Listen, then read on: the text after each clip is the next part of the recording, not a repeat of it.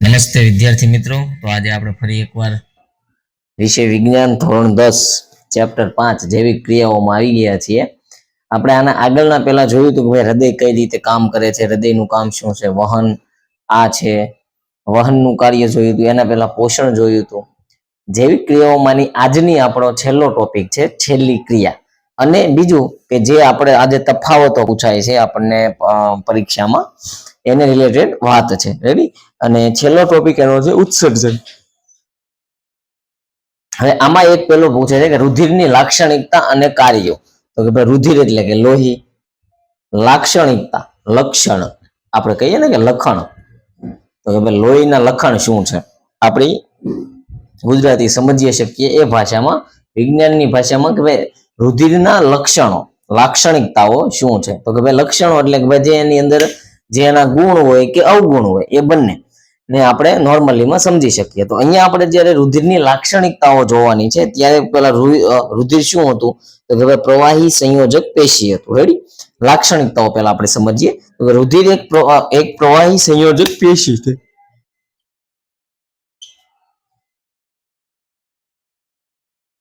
જ્યારે પણ આપણને એક્ઝામમાં પૂછે છે રુધિરની લાક્ષણિકતા, એટલે પેલા યાદ રાખવાનું કે ભાઈ રુધિર એ લોહી છે, કોષ છે, પેશી છે કે અંગ છે.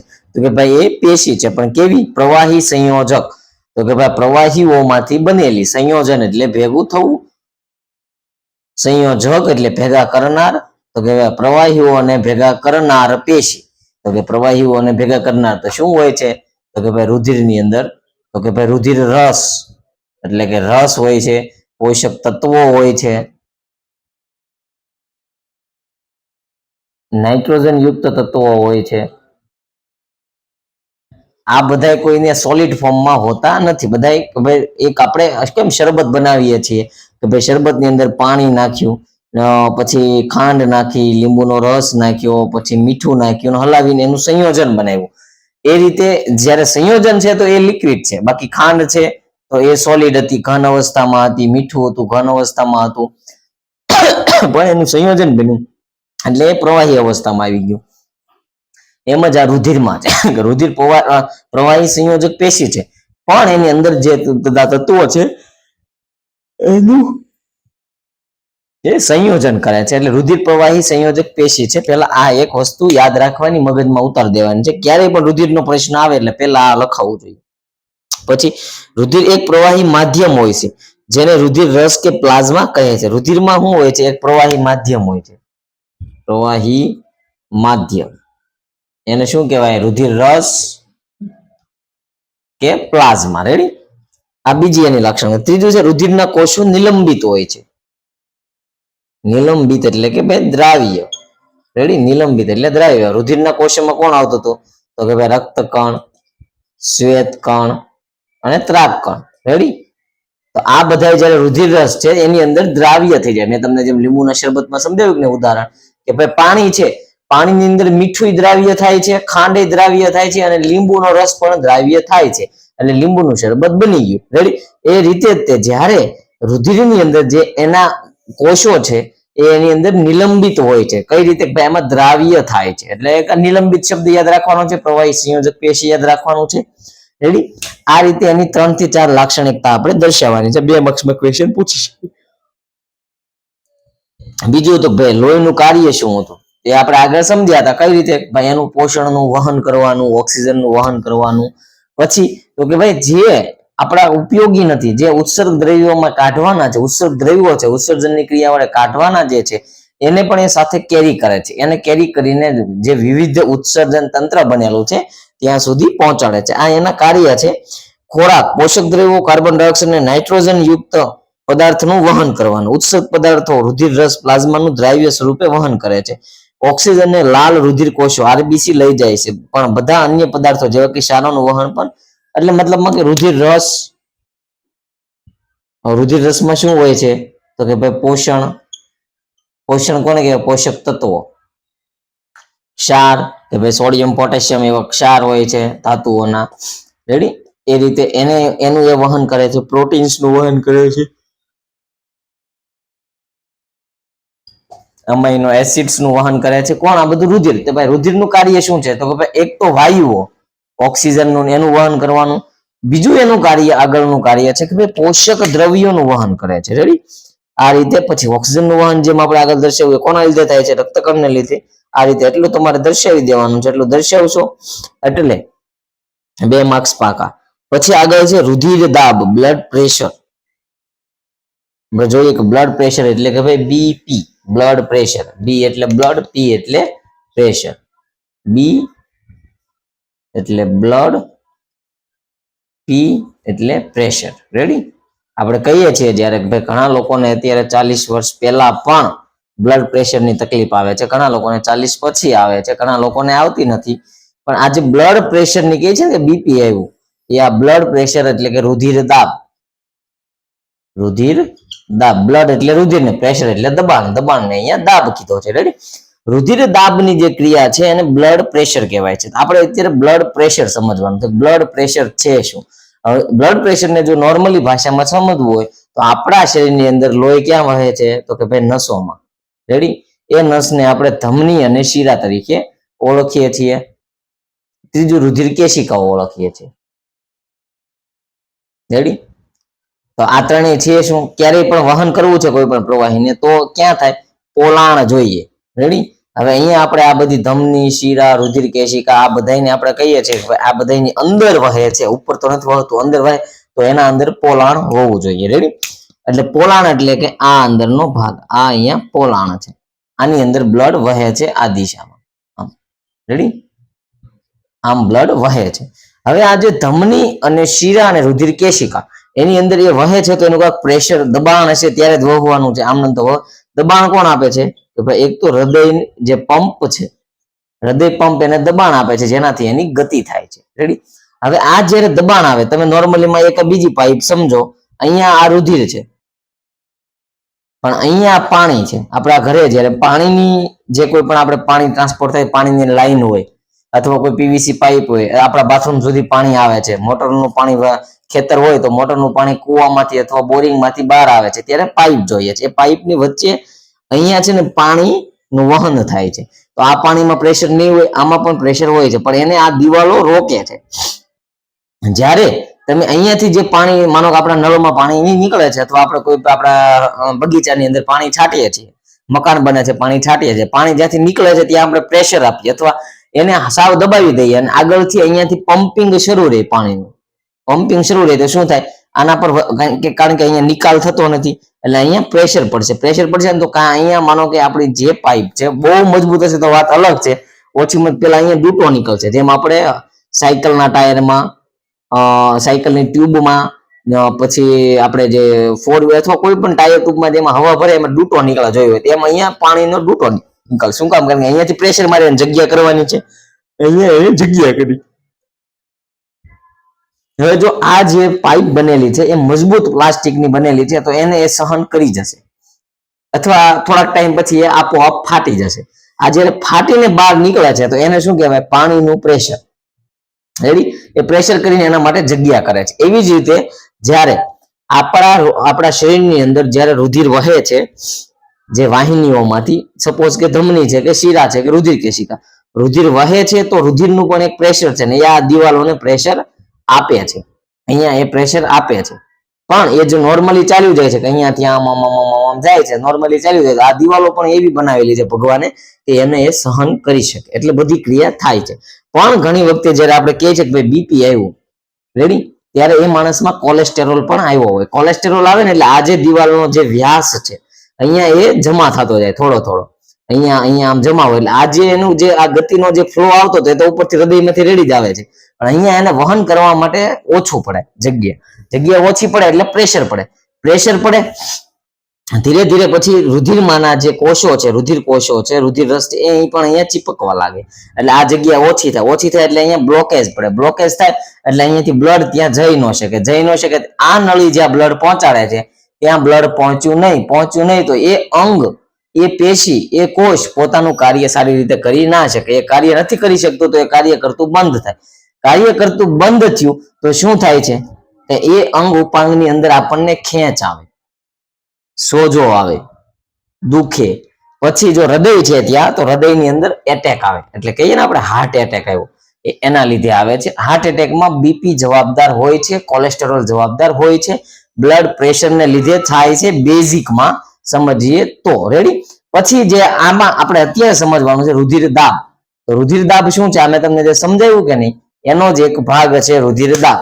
એમાં તમને આગળની વાત જે કંઈ પણ આખી છે એ વાત એમ છે કે આ જે રુધિર પેશિકાઓ છે, રુધિર કોશિકાઓ છે, એ બધાની અંદરથી જ્યારે બ્લડ સર્ક્યુલેશન પામે છે ત્યારે એનો જે દાબ ઉદ્ભવે છે એને સમજવાનો છે. એ દાબમાં છે કે રુધિર વાહિનીઓની દિવાલ પર રુધિર જે દબાણ લગાડે છે તેને રુધિર દાબ કહેવાય. આપણે કીધું એમ કે ભાઈ આ રુધિર વાહિની છે, રુધિર વાહિનીની દિવાલ છે, રેડી. એના ઉપર બ્લડ જે આ દબાણ લગાવે છે એને રુધિર દાબ કહેવાય છે. એટલે વ્યાખ્યા પૂછે કે ભાઈ રુધિર દાબ કોને કહેવાય? તો ભાઈ રુધિર વાહિનીઓની દિવાલ પર જે રુધિર દબાણ લગાવે છે એને રુધિર દાબ કહેવાય છે. રેડી. આગળ, આ દબાણ શિરાઓની તુલનામાં ધમનીઓમાં ખૂબ વધારે હોય છે. શું કામ? કારણ કે ધમનીઓ મોટી છે. રેડી. ધમની છે, ધમનીમાં દબાણ વધારે હોય. શું કામ? કારણ કે ત્યાં વધારે બ્લડનું સર્ક્યુલેશન થાય છે. એટલે કે ભાઈ ધમનીમાં જો દબાણ વધારે છે અથવા એમાં કઈ ફ્લો વધારે છે એટલે આના ઉપર દબાણ વધારે પડશે એની જે દિવાલો પર, તો એની સંરચના એવી બને છે કે આ દિવાલને જાડી બનાવી છે.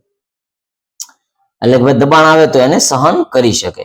પછી શીરા છે, તો શીરામાં પણ આવે, પણ શીરામાં એટલા બધા પ્રેશરથી, ધમની જેટલા પ્રેશરથી બ્લડ વહન નથી થતું, એટલે શીરામાં એટલું દબાણ નથી પડતું. એટલે ત્યાં પાતળી એની જે છે દિવાલો કેશિકાઓની, એ ધમનીની કમ્પેરિઝનમાં શીરાની દિવાલ પતલી છે, આની જાડી છે. રેડી. હા, એ રીતે છે, જાડી અને પતલી એ રીતે દિવાલ આપેલી છે. રુધિર દાબ સમજવા જઈએ આગળ ત્યાં. હવે આગળ છે ધમનીની અંદર રુધિરનું દબાણ ક્ષેપકના સંકોચન દરમિયાન, સંકોચન દબાણ અને ક્ષેપકના શિથિલન કે વિસ્તરણ થાય તે દરમિયાન આવે છે. રેડી. હવે માનો કે જ્યારે આ જે ધમની અને શિરા હતું ત્યાં દબાણ ક્યાંથી આવે છે? તો આપણે હૃદય ભણ્યા. હૃદય શું છે? તો કે ભાઈ 4 ખંડોનું બનેલું છે. ઉપરના 2 શું હતા કલમ ખટારામાં? પેલા ક, છેલ્લે ક્ષ, એટલે છેલ્લા ક્ષેપક. ઉપરના બંને કર્ણક હતા, ક્ષેપક હતા. હવે એક આમ થતું હતું, બીજું આમ થતું હતું, બેવડું પરિવહન. એમાં જોયું કે જે કર્ણક છે, માનો કે જે ધમનીની અંદર જે લોહી આવે છે કે નહીં, તો ધમનીની અંદર જે લોહી આવે છે જમણી ડાબી, રેડી. ધમનીની અંદર જે લોહી આવે છે ને એ ડાબી સાઈડ થી આવે છે કે ભાઈ ડાબી સાઈડ, હૃદયની ડાબી સાઈડ, કે જ્યાં શુદ્ધ ઓક્સિજન વાળું રુધિર વહે છે. ઓક્સિજન વાળું રુધિર વહે છે ત્યાંથી ધમનીમાં આવે છે. લોહી જ્યારે આવે છે એ હૃદયની ડાબી બાજુથી આવે છે ધમનીમાં. અહીંયાથી ક્યારે આવે છે? તો કે ભાઈ આ શું હતું? કર્ણક. આ શું હતું? ક્ષેપક. હવે ક્ષેપક, હવે અહીંયાથી આપણે ઉપર લોહી મોકલવું છે, શું કરવાનું? આને દબાણ આપવાનું. આને દબાણ આપ્યું, પેલા ક્યાં આવ્યું? કર્ણકમાં. કર્ણકમાંથી ક્ષેપકમાં લાવવા કર્ણકને દબાણ આપ્યું, એટલે આને શું થાય? અહીંયા આવે છે આ પોલું પડ્યું, એટલે શું થયું? એનું ભાઈ શિથિલન થયું. એટલે આ ઢીલું પડ્યું, એટલે આની અંદર આવી ગયું. તો હવે એને પાછું મોકલવાનું છે ધમનીમાં. ધમનીમાં મોકલવા માટે અહીંથી પ્રેશર આપવું પડશે. આપણે કોઈ પણ વસ્તુ નામ દબાવશું તો જ ઉપર જશે. એટલે એને દબાવ્યું એટલે અહીંયા આવ્યું. એટલે અહીંયા કહે છે કે ભાઈ કર્ણકની અંદર એનું સંકોચન થાય છે અને ક્ષેપકમાં એનું શિથિલન થાય છે. પછી ક્ષેપકમાં શિથિલન થાય છે અને પછી રુધિર ધમનીઓમાં પરિવહન પામે છે. રેડી. આ રીતે. એટલે એકામાં એ પણ યાદ રાખજો કે ભાઈ જ્યારે ધમની માટેનું રુધિર છે તો એ હૃદયની ડાબી બાજુમાં હોય છે અને શીરા માટેનું રુધિર જમણી બાજુમાં હોય છે, કાર્બન ડાયોક્સાઇડ વાળું. ધમનીઓની અંદરનું દબાણ શિથિલન દબાણ કહે છે. સામાન્ય રીતે સંકોચન દબાણ લગભગ, સંકોચન એટલે કે આમ ભેગું થવું, જે માનો કે કર્ણકમાંથી ક્ષેપકમાં રુધિર લાવવા માટેનું જે છે એ હોય છે 120 મિલીમીટર પર પારો, HG. રેડી. 120 મિલીમીટર પર પારો કયું હોય છે? કર્ણકમાંથી ક્ષેપકમાં લોહી લાવવા માટેનું દબાણ. પછી હવે ક્ષેપકમાંથી જ્યારે ધમનીઓની અંદર જે આપણે લઈ જઈએ છીએ એટલે કે શિથિલન દબાણ લગભગ 80, આ જે છે 80 મિલીમીટર પર પારો. એટલે આ દબાણને 120 અને 80, એને 120 80 mm પર HG એટલે પારો મર્ક્યુરી. રેડી. આના દબાણમાં આપણે માપવામાં આવે છે. તમે જ્યારે ડોક્ટર પાસે જાશો ત્યારે ડોક્ટર અહીંયા એક બેલ્ટ લગાવશે બાંય પર અને પછી ફૂપ ફૂપ ફૂપ કરીને પ્રેશર આપશે, પછી મેકશે. ત્યારે જે એની પાસે મશીન હશે એમાં એક પારો ઉપર ચડશે. એ ઉપર ચડીને નીચે આવે છે ને એને આવે છે ને એને એ જે આપણે બીપી માપવાનું મશીન કહેવાય છે ને એમાં જે પારો છે કે નહીં એ અહીંયાનો HG. અને એમાં નાના નાના એકમોમાં લખેલું હોય ઈ એનો mm. રેડી? એ રીતે હોય છે. આપણે બીપીમાં પવા જઈએ ત્યારે ડોક્ટર પાસે કોઈ પણ લગભગ જઈએ બીમાર હોય અથવા મોટી ઉંમરના સાથે જઈએ ને તો પેલા એ માપે છે. એટલે ત્યાં જોજો આ એક યાદ રાખવાનું છે 120/80.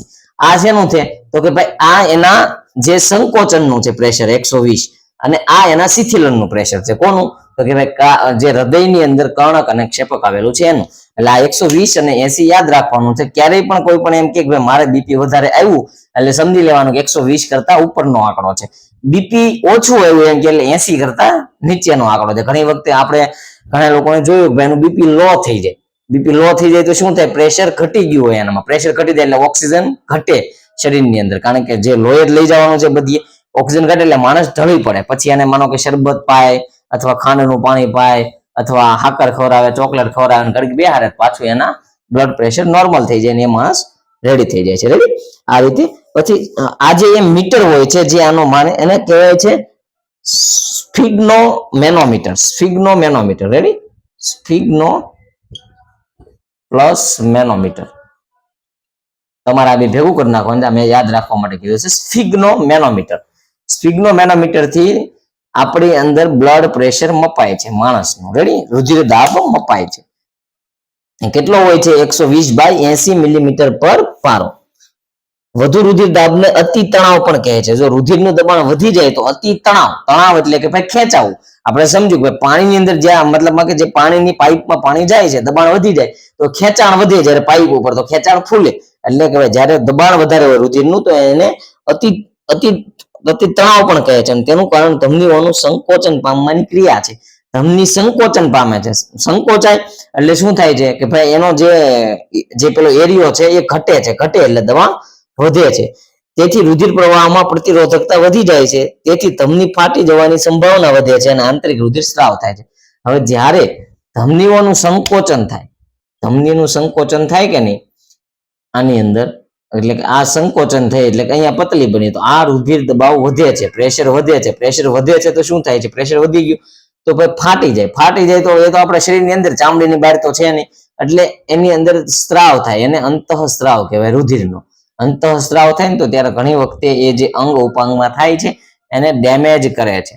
ડેમેજ કરે એટલે પછી જ્યારે આપણે ડોક્ટર પાસે જઈએ તો ડોક્ટર એની દવા કરી આપે અને થોડા ટાઈમ પછી એ સારું થઈ જાય. આ રીતે હતું ભાઈ શું રુધિર દાબ શું છે એની માહિતી. ઘણી વખતે એમ પૂછે કે ભાઈ આપણે જેમ અહીંયા જોયું કે ભાઈ ધમનીની દિવાલ જાડી અને સ્થિતિસ્થાપક હોય છે. શું કામ હોય? તો ભાઈ ધમનીની અંદર બ્લડ પ્રેશર વધારે હોય છે. એક તો આપણે જોયું જ્યારે શીરાની દિવાલ પાતળી હોય છે. ધમની હૃદયમાંથી રુધિરને વિવિધ અંગો તરફ લઈ જાય છે. ડાબી બાજુથી હૃદયમાંથી વિવિધ અંગ સુધી લઈ જવાનું એટલે પ્રેશર જોઈએ. પ્રેશર હોય એટલે દબાણ વધારે હોય. દબાણ વધારે હોય તો શું થાય? દિવાલ જાડી બનાવવી પડે. એટલે હૃદય તમને વિવિધ અંગો તરફ લઈ જાય છે. હૃદયના ક્ષેપકો સંકોચાતા રુધિર ઊંચા દબાણથી ધમનીઓમાં ધકેલાય છે. કીધું હતું ને અહીંયા આજે હૃદયમાં જે આ ક્ષેપક આવતું હતું આ સંકોચાવું એટલે ભેગું થવું, દબાવવું. આપણે દબાવીએ ને જેમ લીંબુને દબાવીએ એટલે કેમ રસ આવે, એમ અહીંયા માનો કે આ ક્ષેપક નું દબાણ થાય. દબાણ થાય એટલે પ્રેશરથી કે ભાઈ ધમનીની અંદર રુધિર જાય અને આખા શરીરને પહોંચે છે. હવે એ પ્રેશર આવે છે એટલે એને જાડું રાખવું પડે. આ દબાણ સહન કરવા માટે ધમનીની દિવાલ જાડી અને સ્થિતિસ્થાપક હોય છે. દબાણ સહન કરવા જે જાડી હોય છે. શિરાઓ શરીરમાં વિવિધ અંગોમાંથી રુધિર અંગોમાંથી એને લઈ જાય એટલે એનું શિરાના કેસમાં રુધિર ખેંચાય છે, ખેંચવામાં આવે છે. અને ધમનીના કેસમાં રુધિરને મોકલવામાં આવે છે, એને ભીં મારવામાં આવે છે. આપણી ભાષામાં કહીએ તો ભીં મારવા માટે વધારે બળની જરૂર પડે, ખેંચવા માટે ઓછાની જરૂર પડે. રેડી? આ રીતે આથી ધમનીની દિવાલ જાડી અને સ્થિતિસ્થાપક હોય છે જ્યારે શિરાની દિવાલ પાતળી હોય છે. પછી મેં તમને કીધું કે તફાવત મેં તમને હમણાં ડાબુ હૃદય જમણું હૃદય કીધું કે આ હૃદય છે, આ કર્ણક બન્યો, આ શેપક બન્યો, આ જમણી સાઈડ નો બન્યો, આ ડાબી સાઈડ નો બન્યો. આ એક ભાગ બન્યો, આ એક બે ભાગ બન્યા. આ બે ભાગ બન્યા. અહીંયા પેલા જોયું હતું આ શિરામાંથી રુધિર અહીંયા આવે. શિરામાંથી આવ્યું કેવું આવ્યું? કાર્બન ડાયોક્સાઇડ વાળું એટલે અશુદ્ધ. પછી અહીંયા ગયું. પછી આ ફૂફૂફસીય ધમની દ્વારા ફેફસામાં ગયું. પછી ફેફસામાંથી પાછું લોહી આવ્યું. ફેફસામાંથી લોહી આવ્યું એ લોહીનું શું થાય? ભાઈ ફૂફૂફસીય શિરા દ્વારા ક્યાં આવ્યું? ક્ષેપકમાં. પણ ફેફસામાંથી આવ્યું તો શું કર્યું? ઓક્સિજન વાળું આવ્યું. પછી ત્યાંથી ક્યાં આવ્યું? સોરી, કર્ણકમાં આવ્યું. ત્યાંથી આવ્યું ક્ષેપકમાં. ક્ષેપકમાંથી પછી અહીંથી પ્રેશર મારીને ધમનીમાં જાય છે. એટલે અહીંયા આમાં શું આવે છે કે ડાબી બાજુના જમણી બાજુના, તો કે ડાબી બાજુમાં પેલા એક તમારે સમજવાનું, ડાબી બાજુના હૃદયની અંદર ઓક્સિજન વાળું શુદ્ધ રુધિર વહે છે, જમણી બાજુમાં CO2 વાળું અશુદ્ધ રુધિર વહે છે. પહેલા તો આ બે વાત આપણે સમજી લેવાની. પછી તો કે ડાબી બાજુમાં શરીરમાંથી શિરાઓ દ્વારા રુધિર આવે છે, સોરી જમણી બાજુમાં શિરાઓ દ્વારા રુધિર આવે છે, ત્યારે ડાબી બાજુમાં ધમનીઓ દ્વારા રુધિર બહાર મોકલવામાં આવે છે. આ બે આવી ગયા. પછી બે ભાગમાં વહેંચાણેલા છે. પછી તો કે ભાઈ જ્યારે અહીંયા શિરાઓમાંથી આવતા હતા તો અહીંયા તો કે ભાઈ જમણા કર્ણક અને જમણા ક્ષેપકની વચ્ચે દ્વિદલ વાલ્વ હતો, જ્યારે ડાબા ક્ષેપક અને ડાબા કર્ણકની વચ્ચે ત્રિદલ વાલ્વ. એટલે આ ત્રણ વસ્તુ છે, એક તો વાલ્વ, ઓક્સિજન, CO2 અને ક્યાંથી રુધિર આવે છે તો કે ધમની કે શિરા. રેડી? આ ત્રણ તફાવત આપો, 2 માર્ક્સ ની અંદર પૂછી શકે છે. રેડી? આ યાદ રાખવાનું. આ તમારા આગળ તમે ભણી ગયા છો એટલે યાદ જ હશે. તો કે પછી હજી બીજા પૂછે કે ભાઈ કર્ણક ને ક્ષેપકના તફાવત કયો, તો કે ભાઈ કર્ણક શું છે, ક્ષેપક શું છે? તો કે ભાઈ જો મનુષ્યના હૃદયના અગ્ર તરફના ખંડોને કર્ણકો કહેવાય છે. તો કે જો આ હૃદય આપણે બનાવ્યું, મારું એ આકૃતિ વાળું સમજી લેજો. એટલે આ હૃદયનો આ પાછળનો ભાગ છે, આ આગળનો ભાગ છે. આગળના ભાગને શું કહેવાય? કર્ણક. એટલે અગ્ર તરફના ખંડોને કર્ણક કહેવાય, પશ્વ તરફના ખંડોને ક્ષેપક કહેવાય. પેલો મુદ્દો બે બાજુ એ આવી ગયો કે ભાઈ અગ્ર તરફ કર્ણક ક્યાં આવે તો કે અગ્ર ભાગમાં આવે, ક્ષેપક ક્યાં આવે તો કે હૃદયના પશ્વ ભાગમાં આવે. રેડી? એટલે કે ભાઈ પાછળનો ભાગ. પછી કર્ણકોની દિવાલ પાતળી હોય છે. શું કામ? કારણ કે એમાં શિરામાંથી જે છે કે ભાઈ અહીંયા રુધિર આવે છે, પાતળી હોય છે. ક્ષેપકોની દિવાલ જાડી હોય છે, અને પંપ પણ કરવાનું છે અને દબાવવાનું છે. એટલે પછી તે ડાબા કર્ણક અને ડાબા ક્ષેપકની વચ્ચે દ્વિદલ વાલ્વ, આપણે હમણાં આગળ જોયો એમ કે ભાઈ જમણા કર્ણક અને જમણા ક્ષેપકની વચ્ચે ત્રિદલ વાલ્વ હોય છે. કર્ણકોની શરીરના અંગોમાંથી રુધિર મેળવે છે, અને જ્યારે માનો કે ક્ષેપકો કર્ણકોમાંથી રુધિર મેળવે છે. કર્ણક ક્યાંથી લે તો કે શરીરના અંગમાંથી, પણ ક્ષેપક તો કર્ણકમાંથી લે. ક્ષેપક લેવા નથી જતો, ક્ષેપક કર્ણક પાસેથી પાડોશી પાસે લઈ લે છે. કર્ણકને લેવા હાટું આઘું જવું પડે છે આખા શરીરમાં. રેડી? એ રીતે એક એ તફાવત આપી દેવાનો. પછી બીજો છે કર્ણકોનું રુધિર દબાણ ઓછું હોય છે, ક્ષેપકનું રુધિર દબાણ વધારે હોય છે. રેડી? પછી આગળનો હજી પૂછે ધમની ને શિરાનો, તો કે ભાઈ ધમનીમાં ઓક્સિજન વાળું રુધિર વહે, ધમનીની દિવાલ જાડી હોય, ધમનીમાં રુધિર દાબ વધારે હોય. શિરામાં કાર્બન ડાયોક્સાઇડ વાળું રુધિર વહે, શિરાને રુધિર દાબ ધમની કરતા ઓછો હોય ને કે ભાઈ શિરાની અંદર કાર્બન ડાયોક્સાઇડ વાળું રુધિર વહે છે. રેડી? આ રીતે એના તમે 3 થી 4. પછી દ્વિદલ વાલ્વ ને ત્રિદલ વાલ્વ જે વાલ્વ હતા તો કે ભાઈ ક્ષેમાં ધમનીની અંદર વાલ્વ હોતા નથી, એમાં એક તરફી થાય છે. શિરાની અંદર વાલ્વ હોય છે. રેડી? પછી હજી એવું હવે એક આ છે રુધિર અને લસિકા. આ ઘણી વખતે કન્ફ્યુઝ કરે છે. તો કે ભાઈ લસિકામાં આપણે જોયું તો ભાઈ રંગવિહીન પ્રવાહી સંયોજક પેશી છે. રેડી? જ્યારે આમાં રંગ છે, રુધિરમાં રંગ છે. શું કામ છે તો કે ભાઈ રક્તકણને લીધે લાલ કલરનો એનો રંગ આવે છે. રેડી? જ્યારે અહીંયા એવું કઈ છે નહીં. પછી રુધિર એ મેઇન પ્રોડક્ટ છે, જ્યારે લસિકા છે એ બાય પ્રોડક્ટ હતી. હવે આ સ્વતંત્ર પ્રવાહી સંયોજક પેશી, આ સ્વતંત્ર છે, એના બધું એના બાપનું છે. જ્યારે પ્રવાહી લસિકા છે કે નહીં, એ શું છે, એ રુધિરમાંથી છૂટી પડે છે. એટલે એના માય બાપ રુધિર છે, એટલે એ સ્વતંત્ર નથી, એ પરતંત્ર છે. કારણ કે જો રુધિર છૂટું પાડે તો જ લસિકા છૂટી પડે. રુધિર સ્વતંત્ર છે. હવે રુધિરની અંદર શું થાય છે, પોષક દ્રવ્યો, ઉત્સર્ગ દ્રવ્યો અને શ્વસન વાયુઓનું વહન થાય છે. જ્યારે લસિકા છે એ નાના આંતરડા વાળે અભિશોષણ. લસિકાનું કામ શું છે? નાના આંતરડામાંથી જે અભિશોષિત થયા હોય કે નહીં જે કોઈ પણ પદાર્થો, એ ચરબીનું વહન કરે છે. પછી રુધિર હૃદય ધમનીઓ, શિરાઓ અને રુધિર કેશિકાઓમાં વહન પામે છે. લસિકા આંતરકોશી અવકાશોમાં વહન પામે છે. રેડી? એટલે આ રીતે રુધિર અને લસિકા બંને અલગ છે. તો કે ભાઈ રુધિર મેઇન છે, લસિકા એનો નાનો એક સબસ્ટિટ્યુટ છે, એ ટાઈપમાં લઈ શકીએ. પછી હવે આપણે જે ક્રિયાઓ હતી એમાંની છેલ્લી આજની ક્રિયા છે કે ભાઈ જૈવિક ક્રિયાઓમાંની ઉત્સર્જન. રેડી? આ ક્રિયા સમજવાની છે, ઉત્સર્જન. તો કે ભાઈ ઉત્સર્જન કોને કહેવાય? શરીરમાં ચયાપચયની એટલે કે પાચનની ક્રિયાઓ દ્વારા ઉદ્ભવતા નાઇટ્રોજન યુક્ત પદાર્થો તેમજ કેટલાક હાનિકારક ચયાપચયિક ઉત્સર્ગ નકામા પદાર્થોનું ઉત્પન્ન થાય છે. આ પદાર્થોને ઉત્સર્ગ દ્રવ્યો કહે. જ્યારે ચયાપચયની ક્રિયા થાય ત્યારે નકામા હાનિકારક પદાર્થો જે ઉત્પન્ન થાય છે એ નકામા પદાર્થોને ઉત્સર્ગ કહેવાય. ઉત્સર્ગ. રેડી? હવે આ ઉત્સર્ગ પદાર્થોનું શરીરની બહાર નિકાલ કરવાની ક્રિયાને ઉત્સર્જન કહેવાય. રેડી? આવા ઉત્સર્ગ દ્રવ્યોનો શરીરમાંથી નિકાલ કરવાની પ્રક્રિયાને ઉત્સર્જન કહેવાય છે. એટલે ઉત્સર્જન એટલે શું ખબર પડી ગઈ કે શરીરની અંદર ચયાપચયની પાચનની ક્રિયા દ્વારા જે નકામા નાઇટ્રોજન યુક્ત પદાર્થો ઉદ્ભવે છે એ પદાર્થોને શરીરની બહાર નિકાલ કરવાની પ્રક્રિયાને ઉત્સર્જન કહેવાય. અમીબા જેવા એકકોષી સજીવો ઉત્સર્ગ દ્રવ્યોનો શરીરની સપાટીથી, આપણે જોયું તો અમીબામાં કઈ રીતે પાચન, અમીબાનું પાચન તંત્ર પહેલા તો અંદર લઈ લે, એનું કામ પતી જાય, શોષણ લેવાય જાય, પછી એને પાછો સપાટી તરફ ગતિ કરાવે, સપાટીમાંથી એને ફાડીને બહાર, એટલે સપાટીએથી એનું ઉત્સર્જન થાય છે, સપાટીએથી એનું ઉત્સર્જન કરાવે. રેડી. પછી આગળ તો મનુષ્યમાં ઉત્સર્જન તંત્ર, તો કે ભાઈ મનુષ્ય એટલે કે ભાઈ આપણું ઉત્સર્જન તંત્ર, આપણા ઉત્સર્જન તંત્રમાં બે વસ્તુ થાય છે. એક તો આપણે મૂત્ર ત્યાગ કરીએ છીએ અને એક મળ ત્યાગ કરીએ છીએ. રેડી. આ જે મૂત્ર ત્યાગની ક્રિયા છે એમાં મેજોરિટી ભાગ કિડનીનો છે, એટલે કે મૂત્રપિંડનો. અને જે મળ ત્યાગ છે તો એમાં આપણું આખું પાચન તંત્રમાં આપણે મોટું આંતરડું, નાનું આંતરડું, મળાશય, મળદ્વાર, આ બધાનું એમાં છે. અત્યારે આપણે જે મતલબ ઉત્સર્જન આપણા શરીરનું ક્યાંથી થાય છે તો એ મેં તમને બે વસ્તુઓ જણાવી. હવે એમાં આપણે જોવાનું છે કે ઉત્સર્જન, મનુષ્યનું ઉત્સર્જન છે અને એને સમજાવવાનું છે કે ઉત્સર્જન કોને કહેવાય? ઉત્સર્ગ દ્રવ્યોનો શરીરમાંથી નિકાલ કરવાની પ્રક્રિયાને ઉત્સર્જન કહે છે. મનુષ્યમાં ઉત્સર્જન તંત્રમાં એક મૂત્રપિંડ, એક જોડ મૂત્રપિંડ, એક જોડ મૂત્રવાહિની, એક મૂત્રાશય અને એક મૂત્ર માર્ગ હોય છે. જો મનુષ્યનું જ્યારે આપણે ઉત્સર્જન તંત્ર બતાવીએ ત્યારે કે ભાઈ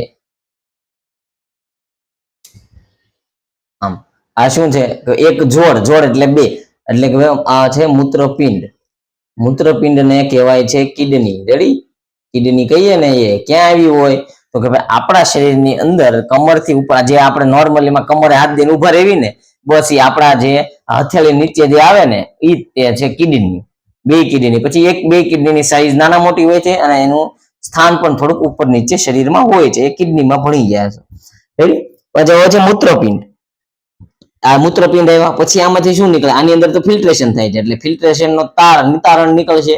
તો આ શું નીકળશે?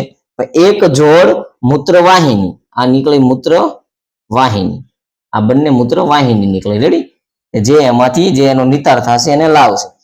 પછી હવે આવી ગઈ તો એનો સંગ્રહ પાછો કરવો પડશે, તો કે ભાઈ મૂત્રાશય, કોથળી જેવું હોય કે જેની અંદર આ મૂત્રનો સંગ્રહ થાય, એ મૂત્રાશય આવી ગયું. પછી છેલ્લે શું આવ્યું? મૂત્ર માર્ગ. તો કે અહીંયાથી એનો મૂત્ર માર્ગ બન્યો, જ્યાંથી એ બહાર નીકળશે. રેડી. આમાં જ્યારે ઉત્સર્જન તંત્ર પૂછે એટલે આપણે પીપીને યાદ રાખવાનું છે કે ભાઈ આપણો જે મૂત્ર વિસર્જનની ક્રિયા છે એ છે તો કે ભાઈ આપણા શરીરની અંદર ફિલ્ટર કોણ છે? તો કે ભાઈ કિડની. કિડનીને શું કહેવાય? મૂત્રાશય. હોય કેટલી? બે.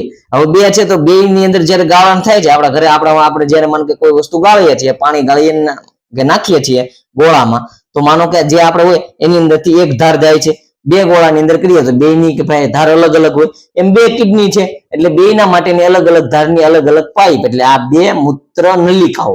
હવે એ નળી છે તો શરીરમાં ક્યાંય બહાર તો જાતું નથી, એનું ક્યાંક સંગ્રહ થતું હશે. સંગ્રહ કોણ કરે? હંમેશા તો કે ભાઈ કોથળી ટાઈપની ક્રિયાઓ, કોઈ પણ રચના હોય એ સંગ્રહ કરે, તો એ મૂત્રાશય. મૂત્રને જે આશય આપે છે એ મૂત્રાશય. રેડી. આશય એટલે કે આશરો, તો કે ભાઈ મૂત્રને જેને આશરો આપ્યો, કોણે આપ્યો? મૂત્રાશય. એટલે ત્રીજી વસ્તુ મૂત્રાશય બની. હવે એની આ સંગ્રહ તો થઈ ગયું, પણ એનો પાછો નિકાલ તો કરવો જોઈએ, કારણ કે ઉપરથી તો બન્યા જ કરશે. એટલે એ મૂત્રમાર્ગથી નીકળ્યું એટલે આપણે બહાર ગમે ને ખુલ્લામાં કોઈ પીપી કર્યું, કોઈ વોશરૂમમાં કર્યું, પણ વોશરૂમમાં કરવું જોઈએ, એ સ્વાભાવિક સારી વસ્તુ કહેવાય. રેડી. એટલે એ રીતે એનું વિસર્જન થઈ ગયું, શરીરની બહાર નીકળી ગયું. તો મેઇન કામ ઉત્સર્જનનું કામ જ એ છે કે ભાઈ નકામા પદાર્થોને શરીરની બહાર કાઢવા. રેડી. એટલે આ રીતે તમે આ રીતે યાદ રાખો. હવે એટલો કન્સેપ્ટ તમને યાદ છે કે નહીં? એટલે તમે આગળનું બધું લખી નાખશો. રેડી. જો આપણે લખીએ તો કે ભાઈ આમાં હતું પેલા મૂત્રપિંડ શું કામ કરે છે એ જોઈએ. તો કે મૂત્રપિંડો ઉદરમાં એટલે કે પેટમાં કરોડ સ્તંભની કશેરુકાઓની બંને પાર્શ્વ એટલે કે બાજુની બાજુએ હોય છે. મૂત્રપિંડ લાલાશ પડતા કથ્થાઈ રંગ. આવું પૂછે કે કિડની કેવી હોય? તો કે ભાઈ લાલાશ પડતી કથ્થાઈ રંગની. રેડી. એ કિડની, એટલે કિડનીનો કલર યાદ રાખો. વાલ આકારના, જો આ વાલ આપણે આવે ને, જે વાલ એટલે કે વાલ કરીને એક કઠોળ આવે છે, એના જે બીજ હોય, વાલનું શાક બને, એના જે બીજ હોય એનો આવો આકાર હોય છે, એટલે વાલ આકારના હોય છે. દરેક મૂત્રપિંડમાં અનેક એટલે કે ભાઈ ગાળણીના એકમો આવેલા હોય છે જેને મૂત્રપિંડ નલિકા કહેવાય. આની અંદર પછી નલિકાઓ હોય, સમજે, અને એ 10 લાખ જેવી હોય છે. અનેક 10 લાખ 20 લાખ એ રીતે હોય છે. નોર્મલી 10 લાખ હાઈએસ્ટ છે હોય છે. એને મૂત્ર નલિકા કહેવાય છે. આ મૂત્રપિંડ નલિકા દ્વારા મૂત્રપિંડમાં મૂત્રનું નિર્માણ થાય છે. નિર્માણ કઈ રીતે થાય તો કે ભાઈ અહીંયાથી લોહી આવ્યું એટલે આની અંદર માનો કે એક બાઉમેન નામની કોથળી હોય છે, બાઉમેનની કોથળી, એની અંદર આવ્યું ને એટલે એની અંદર શું હોય છે કે બહુ બધી આવી નાની નાની નલિકાઓ હોય છે. જ્યારે આપણે ફિલ્ટરનો કોન્સેપ્ટ એમ જ આવ્યો છે, સમજે. ફિલ્ટરનો કોન્સેપ્ટ શું આવ્યો છે કે પેલા એક પાણી આવે એટલે પેલા એ મોટા પદાર્થોને રોકે. એની જે ગવણી આવે ને એનો થોડાક હોલ મોટા હોય એટલે મોટાને રોકે. આગળ જાય એટલે ગવણી થોડીક નાની થાય એટલે મોટા પદાર્થોમાંથી નાના પદાર્થને રોકે. પછી પાછા જાય એટલે એની ગવણી હજી નાની થાય એટલે પાછા જે નાના પદાર્થ હોય એનાથી જે આમાંથી બચી ગયા એને પાછા અહીંથી કાઢે અને છેલ્લે આપણને ફિલ્ટર થયેલું પાણી આપે જે એને અશુદ્ધિ અહીંયાથી બહાર કાઢે. એ જ રીતે કિડની આપણા શરીરનું ફિલ્ટર છે. કિડનીની અંદર બાઉમેનની કોથળીની અંદર જ્યારે આ છે બાઉમેનની કોથળી, આની અંદર આમ રુધિર આવ્યું એટલે આની અંદર બીજી નલિકાઓ હોય છે. એની અંદરથી રુધિર નાની નાની પેલા મોટામાં આવ્યું એટલે મોટો ક્ષાર હતો, ધારો કે સોડિયમ, એને કાઢી નાખ્યો. આગળ આવતા આમાં ફરતા આવ્યા કે નહીં એટલે ગાળણ થતું લાખો નલિકાઓમાં થતું જે કઈ પણ હતું એમાંથી પ્યોર લોહીને અહીંથી કાઢ્યું અને જે આપણો જે પદાર્થ છે ઉત્સર્ગ પદાર્થ એને અહીંયાથી એકત્ર કર્યો. હવે ત્યાંથી એકત્ર કર્યો એને ક્યાં લઈ જવાનો તો કે મૂત્રાશયમાં. જે આ મૂત્ર વાહિની છે મૂત્રાશયમાં લઈ જાય, ત્યાંથી એનું વહન થાય. એટલે રેડી કિડનીની અંદર આ રીતે ફિલ્ટ્રેશન થાય છે. મૂત્રપિંડનું કામ આ છે. પછી આગળ છે અહીંયાથી એનું ફિલ્ટ્રેશન થઈને જે થઈ ગયું હવે એવું મૂત્રવાહિનીમાં તો કે દરેક મૂત્રપિંડમાં એક સાંકડી લાંબી વાહિની નીકળે છે જેને મૂત્રવાહિની કહેવાય છે. આ મૂત્રવાહિની મૂત્રપિંડના નિર્માણ થયેલ મૂત્રવાહિનીમાં થઈને મૂત્રાશયમાં વહન કરવાનું એનું કામ છે વહનનું, ટ્રાન્સપોર્ટનું. અહીંથી અહીંયા વસ્તુ મેકી દેવી. રેડી. પછી મૂત્રાશય એ મૂત્રનો સંગ્રહ કરે છે. સ્નાયુમય કોથળી છે જેમાં મૂત્રનો સંગ્રહ થાય છે અને જ્યારે મૂત્રાશય મૂત્રથી સંપૂર્ણ ભરાઈ જાય એટલે આપણને ઓટોમેટિકલી મગજમાં સિગ્નલ જાય કે આ ભરાઈ ગયું અને ખાલી કરો એટલે આપણને ખબર પડે. ત્યારે તે સંકોચન એટલે કે આમ દબાય છે અને મૂત્રમાર્ગમાંથી મૂત્રનો નિકાલ થાય છે. મગજને સિગ્નલ મળે એટલે મગજ એ કામ કરે. પછી આગળ છે હવે તો આપણે શું જોયું તો કે ભાઈ આપણે જોયું ઉત્સર્જન તંત્ર આવું છે. પણ એની અંદર જે મૂત્ર બને છે એ મેં તમને કીધું કે આના અંદરથી બાઉમેનની કોથળીમાંથી નેમ બને છે. તો કે ભાઈ આ જે છે મૂત્રાશય એટલે કે ભાઈ મૂત્રપિંડ કિડની મૂત્રપિંડ નલિકાઓનું મુખ્ય કાર્ય મૂત્ર નિર્માણનું છે. હવે મૂત્ર નિર્માણ નો મુખ્ય હેતુ રુધિરમાંથી નકામા પદાર્થોને અલગ કરીને બહાર નિકાલ કરવાનો છે. જે વધારાના પદાર્થ હતા અલગ કરીને બહાર કાઢ્યા. મૂત્રપિંડ નલિકામાં બાઉમેનની કોથળી, જો આ બાઉમેનની કોથળી વાળો કોન્સેપ્ટ તમને સમજાયો. કોથળીમાં આવેલા રુધિર કેશિકાઓ ગુચ્છમાં, હવે આની અંદર રુધિર કેશિકાઓના ગુચ્છ હોય છે. એની અંદર રુધિર જાય છે, દબાણ પૂર્વક રુધિર ગળાય છે. એમાં દબાણ આવે ને એટલે જે કઈ પણ અશુદ્ધિ હતી અને જે સાઈઝમાં માનો કે મોટી સાઈઝનું ત્યાં અટવાઈ ગયું, નાની સાઈઝના નીકળી ગયા. એટલે કે ભાઈ ત્યાં એની અંદર ફિલ્ટ્રેશનની પ્રોસેસ થાય છે અને બાઉમેનની કોથળીમાં આ ગાળણને એકત્રિત કરે છે. બાઉમેનની કોથળી અંદર આવી ગયું. પછી તો કે ભાઈ પેલા હવે આ બાઉમેનની કોથળીમાં જ્યારે પેલા આપણે માનો કે જ્યારે કોઈ પણ આપણે પાણી લાવ્યા છીએ જે ગંદુ છે એને ગાળીએ છીએ પેલા એમાં શું નીકળે ધૂળ, મોટા મતલબ કે જે નાના નાના પથ્થરો, જે મોટી અશુદ્ધિ છે એ નીકળે. તો કે એ અશુદ્ધિ આપણે અહીંયા શું છે કે ગ્લુકોઝ હોય, એમિનો એસિડ હોય, ક્ષાર હોય અને વધુ માત્રામાં પાણી હોય છે. જેમ જેમ આ પદાર્થો મૂત્રપિંડ નલિકામાં વહન પામે છે તેમ તેમ કેટલાક ઉપયોગી પદાર્થોને પુનઃ શોષણ થાય. પછી આમાં પાછા પદાર્થ એવા ઉપયોગી હતા તેનું શોષણ કરીને પાછું જવા દીધું. જે બિનઉપયોગી છે એને મૂત્રાશયમાં જવા દે એટલે ઉપયોગી પદાર્થોનું શોષણ થાય છે. પુનઃ શોષણ દ્વારા વધારાનું પાણી તથા નકામા પદાર્થનું ઉત્સર્જન થાય એટલે પાછું એનું પુનઃ શોષણ કરે. કારણ કે પાણી વધારે વહી જતું હોય, શરીરને લોસ પડે એટલે એમાં જે વધારાના કામનું પાણી લઈ લે. જે પાણી કામનું નથી થતું ને ખરેખર ખરાબ જ છે, ઉત્સર્ગ દ્રવ્ય જ બન્યું છે, એનો જ નિકાલ કરે છે. રેડી. એટલે બાકીનું પુનઃ શોષિત કરી લે છે. આ મૂત્રવાહિની મારફતે મૂત્રાશયમાં દાખલ થાય છે અને મૂત્રાશય દ્વારા દબાણ થતા પૂર્વક મૂત્રને વિસર્જન થાય છે. રેડી. એટલે આ આખી કિડનીની અંદર જે પ્રોસેસ થાય છે એ સમજાવી. હવે આ તો આપણે કે સાહેબ આપણે મનુષ્યમાં, હવે સજીવ તરીકે તો વનસ્પતિ આવે છે, તો વનસ્પતિમાં આવું કઈક ઉત્સર્જન તો થતું હશે, પણ આપણે જે મૂત્રનું એનું કરીએ છીએ એના માટેની સ્પેશિયલ કોશિકાઓ છે એમ વનસ્પતિમાં એવી નથી. વનસ્પતિની અલગ રચના છે કારણ કે એ શું છે સ્વાવલંબી અને કોઈના ઉપર કાંઈ છે નહીં. અને જે વનસ્પતિનું ઉત્સર્જન તંત્ર છે કે ભાઈ વનસ્પતિનું ઉત્સર્જન તંત્ર આ એક્ઝામમાં પૂછાયેલું છે. આના આગળના વર્ષોમાં એટલે કે 2023માં પૂછાણેલું છે. રેડી. એટલે આ મોસ્ટ આઈએમપી છે અને મૂત્રાશય મનુષ્ય વાળું પણ મોસ્ટ આઈએમપી છે. તો ગયા વર્ષે આ પૂછાણું હતું તો આ પૂછાવાનો ચાન્સ 70% છે આ વર્ષે. પણ હવે 2024 ની અંદર જયારે મનુષ્યનું છે, ગયા વર્ષે આનો 70% આ વખતે પૂછાવાનો, તો મનુષ્યનાનો 90% ચાન્સ છે. એટલે બે યાદ રાખવાના છે. બે તમે યાદ હશે કે નહીં? એટલે હું તમને કહું છું કે તમારે બે યાદ હશે એટલે મિનિમમ 6 માર્ક્સ તમને મળી જશે. ક્યાંક એક તો MCQ સ્વરૂપે આવશે, શોર્ટ ક્વેશ્ચન સ્વરૂપે આવશે, તો લોંગ સ્વરૂપે, બેમાંથી કંઈક ને કંઈક નું આવશે. રેડી? હાલો વનસ્પતિમાં સમજીએ. વનસ્પતિ પ્રાણીઓની જેમ કોઈ પણ ઉત્સર્ગ અંગો કે ઉત્સર્જન તંત્ર ધરાવતી નથી. વનસ્પતિમાં ઉત્સર્ગ અંગો કે ઉત્સર્જન તંત્ર જ નથી. રેડી? પહેલા તો એ વાત છે. તો હવે એનું ઉત્સર્જન કેમ થતું હોય છે? વનસ્પતિમાં પ્રકાશ સંશ્લેષણ દરમિયાન ઓક્સિજન વાયુ નકામા પદાર્થ તરીકે નિર્માણ થાય છે. આપણા માટે જે કહેવાય ને અમૃત છે, એ વનસ્પતિ માટે નકામા પદાર્થ છે, ઓક્સિજન ઉત્પન્ન થાય છે. એનું શું કરે છે? આગળ આપણે જોયું હતું વાતાવરણમાં કે ભાઈ એને મુક્ત કરે છે. કોના દ્વારા? તો કે ભાઈ પર્ણરંધ્ર અને વાયુરંધ્ર દ્વારા. એટલે એક એની જે બાય પ્રોડક્ટ નીકળતી હતી એ નીકળી ગઈ પર્ણથી. પછી આગળ વનસ્પતિમાં બાષ્પોત્સર્જનની ક્રિયા દ્વારા વધારાનું પાણી જાય. આપણે બાષ્પોત્સર્જનની ક્રિયા જોઈ હતી વહનમાં, કે બાષ્પો દબાણ જે સર્જાતું હતું ત્યારે હવે પાણી અને ઓક્સિજન બે એના વેસ્ટ મટીરિયલ હતા. તો બે એક પર્ણરંધ્ર દ્વારા અને બીજું એના જે બાષ્પોત્સર્જન દ્વારા પર્ણરંધ્રમાંથી વાયુરંધ્રમાંથી બેનો નિકાલ થઈ ગયો. એટલા માટે અંગતંત્રની જરૂર ન પડી. આગળ વનસ્પતિ, ઘણી બધી વનસ્પતિઓમાં ઉત્સર્ગ દ્રવ્યોનો કોષીય રસધાનીમાં સંગ્રહ થાય છે. તો કે ભાઈ રસધાની હોય કે નહીં, કોષીય રસધાનીમાં ઘણી વનસ્પતિમાં એનો સંગ્રહ થાય છે. આવી પેશી મૃત કોષોની બનેલી હોય છે અને તેઓ વનસ્પતિના કેટલાક ભાગ જેવા કે પર્ણનો નાશ પણ કરી શકે છે. આવા પર્ણો વનસ્પતિઓ પરથી ખરી પડે છે જેમાં પણ ઉત્સર્ગ દ્રવ્યો સંચય પામેલા હોય છે. અન્ય ઉત્સર્ગ દ્રવ્યો કે પદાર્થો જેવા કે રેઝિન અને ગુંદર સ્વરૂપમાં જૂની જલવાહક પેશીમાં સંગ્રહ પામે છે. વનસ્પતિ કેટલાય ઉત્સર્ગ દ્રવ્યોને પોતાની આસપાસના ભૂમિમાં ઉત્સર્જિત કરે. એટલે વનસ્પતિની અંદર જે ઉત્સર્જન છે એનું તંત્ર નથી, પણ ટૂંકમાં જોઈએ ને તો વનસ્પતિ છે ને એની પાસે જે વસ્તુ છે કે એના મેઇન ત્રણ: પર્ણ, પ્રકાંડ અને મૂળ. તો એ ત્રણેય વસ્તુમાંથી જે વનસ્પતિ એ પ્રમાણે એનો નિકાલ કરે છે. એક તો જો ઓક્સિજન અને પાણી એ પર્ણ દ્વારા થાય છે. પછી હજી જે એની અંદર કોઈ કે ભાઈ જે એની અંદર છે કે ભાઈ જે ઉત્સર્ગ દ્રવ્યો છે તો એને એ ક્યાં કરે છે? એના પર્ણ છે એ પર્ણની અંદર મૃત કોષોમાં. મૃત કોષોની અંદર ઉત્સર્ગ દ્રવ્યો આવ્યા તો પર્ણને સાથે રાખે તો શું થાય કે ઉત્સર્ગ દ્રવ્યો ઝાડમાં જ રહે, વનસ્પતિમાં. એટલે પર્ણ પડી જાય છે, પીળું થઈને જ્યારે ખરે છે ત્યારે એની સાથે ઉત્સર્ગ દ્રવ્યોનો નાશ થાય છે. બીજી વસ્તુ એની જે જલવાહક પેશીઓ છે, જલવાહક પેશી જલનું કામ કરતી હતી, એ પેશીની અંદર પણ રાખે છે. અને એને આપણે જોઈએ ગુંદર, આપણે લીમડામાં જોવા મળે, બાવળમાં જોવા મળે આ ગુંદર. પછી એક છે ગુગળ, જેનો આપણે ધૂપ કરીએ. ગુગળ પણ એ વનસ્પતિનો એનો ઉત્સર્ગ દ્રવ્ય છે.